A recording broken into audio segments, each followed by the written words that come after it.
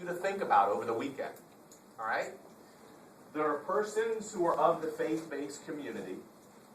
And interestingly enough, isn't it interesting that we're studying psychology and faith and spirituality has never once been mentioned in our book? Isn't that interesting?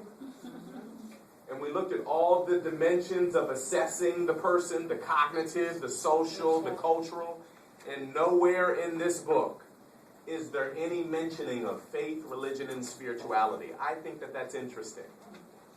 It is. It's a science. Science trying to, Absolutely. Absolutely. But let me share this with you. Let me go back for a second. Check this out.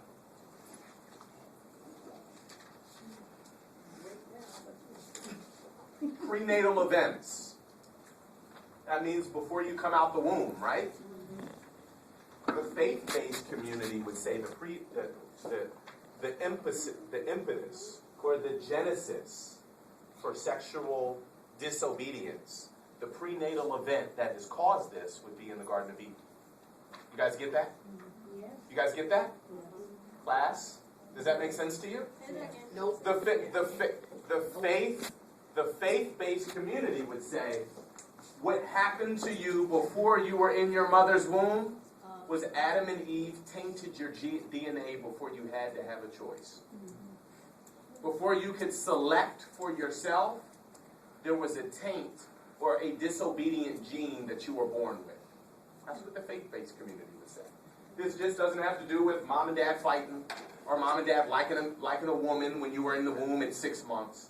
The faith-based community would say this has to do with a generational trend and tendency that is passed down. Okay, whether or not you agree with it or not, I'm just sharing that with you. I'm not trying to sell it to you. I'm just informing you of that. The faith-based, another perspective from the faith-based community would be the homosexuals. Oftentimes, homosexuals say, "I was born this way. I've always felt this way. I felt this way when I was 1. I felt this way when I was 2. I felt this way when I was 3." Okay? And then you have the faith-based community saying, "No, you didn't. You were influenced that way. Your friends influenced. No, you weren't. God wouldn't make you that way. Watch." Okay? But here's what's happening. There's a new perspective and a new philosophy. I need you guys to hear me on this. There's a new perspective and philosophy that's being introduced into the marketplace that's saying, wait a minute. Let's hang out here for a second. If we went to the hospital right now, we could go into the infancy ward and there would be babies born with HIV. There would be babies born addicted to alcohol. There would be crack babies born because of the faith community is now beginning to see and consider just because you were born that way doesn't mean that that gives you license to continue that way. That's a new perspective, a relatively new perspective that's being introduced to the community. Because we wouldn't go down to Beth Israel Hospital and give the infant crack because the baby says, wait a minute, I was born as a crack.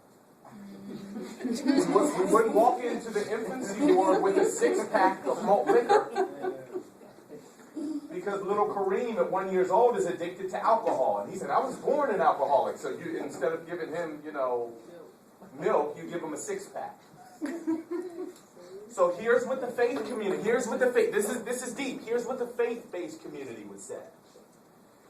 Just because you feel a particular way doesn't give you license to choose, behave, or act it out. That's what the faith-based community would say.